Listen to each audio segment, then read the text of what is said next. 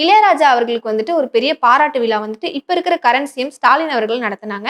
அந்த ஃபங்ஷன்ல வந்து பார்த்தீங்கன்னா, கமலஹாசன் அவர்களும் சரி, ரஜினி அவர்களும் 2 பேருமே கலந்துக்கிட்டாங்க. எல்லாம் பேசி முடிச்சுட்டு, ஸ்டாலின் அவர்கள பத்தி ரஜினி பேச வரும்போது என்ன ஆயிடுச்சுன்னு பார்த்தீங்கன்னா, அவரு கொஞ்சம் தடுமாற்றமா பேச ஆரம்பிச்சாரு. வாங்க 26ல பார்க்கலாம் அப்படின்னு தனக்கே